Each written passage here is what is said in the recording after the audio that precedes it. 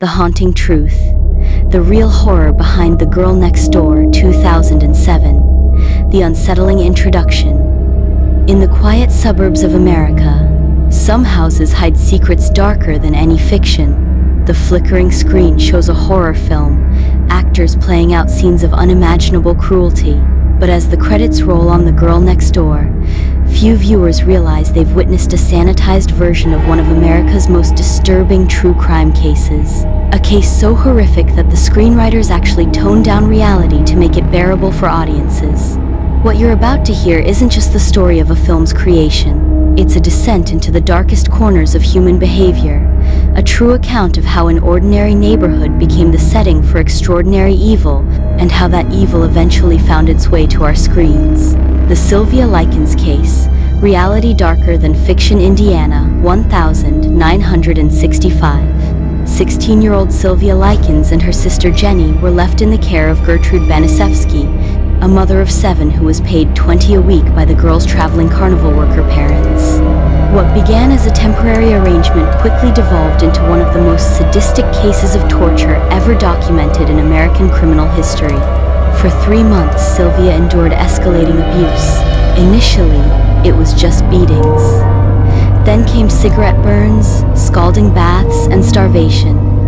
Soon, Banishevsky enlisted her own children and neighborhood kids to participate. They forced Sylvia to consume feces and urine. They carved words into her flesh with needles. They beat her until she could barely move. And the most chilling detail? This wasn't happening in some remote cabin. It was occurring in a populated neighborhood where Sylvia's screams went either unheard or deliberately ignored. On October 26, 1965, Sylvia Likens died from brain hemorrhaging, shock, and malnutrition. The autopsy revealed over 150 separate injuries covering her emaciated body.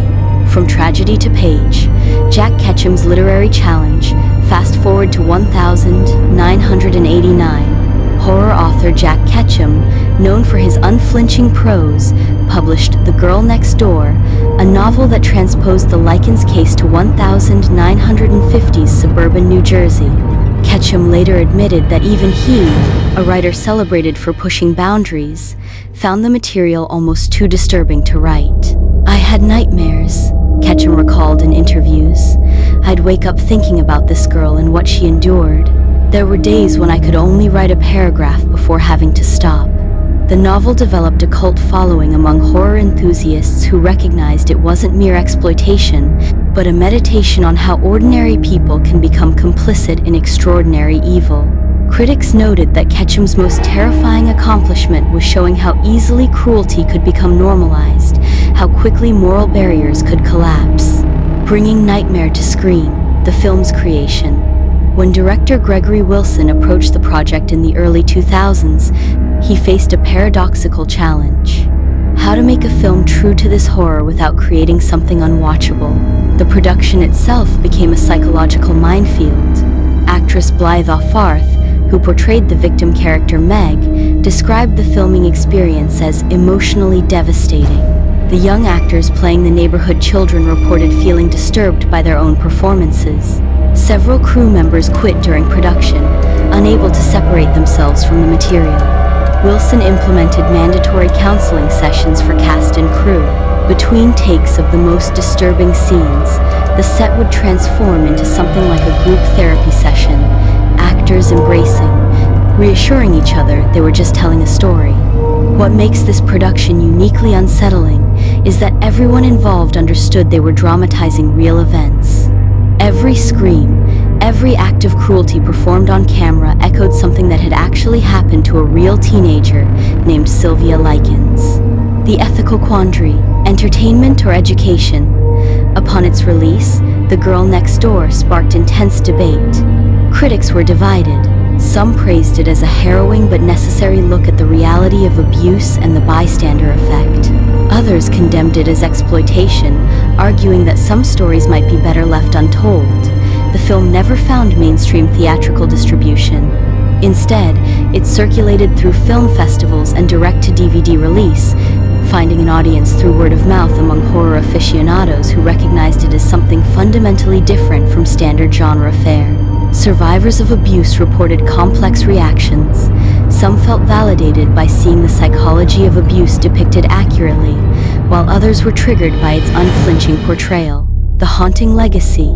Perhaps the most disturbing aspect of this entire story is what happened after the real case. Gertrude Banaszewski served just 20 years before being paroled in 1985, despite outcry from the community and Sylvia's family. She changed her name and lived quietly until her death in 1990. Several of the younger participants in Sylvia's torture went on to lead normal lives. The neighborhood where it happened still stands. People live in that house, many unaware of what occurred within its walls. The twist. The real horror was never on screen. And here's where we reach our twist. The true horror was never fully captured on film. Not because the filmmakers lacked courage, but because some details of the actual case were deemed too disturbing to depict even in a horror movie. What you don't see in the film are the most extreme degradations Sylvia endured. You don't see how, in her final days, she was unable even to speak coherently due to brain damage from repeated head trauma. You don't see how, when finally questioned by police, many of the children involved showed no remorse, having completely dehumanized their victim. But perhaps the most chilling revelation is this. Psychological studies of the case have concluded that there was nothing particularly monstrous or psychopathic about Gertrude Banaszewski. She wasn't a rare aberration of humanity. Under similar circumstances of poverty, resentment, and unchecked authority, ordinary people can descend into extraordinary cruelty. The real twist isn't about the film or even the case itself, it's about us. Studies in social psychology suggest that the capacity for such cruelty exists within ordinary human psychology. The line separating us from monsters isn't as thick as we'd like to believe. The Girl Next Door isn't just a horror movie based on a true story. It's a warning about what humans are capable of when empathy collapses and cruelty becomes normalized.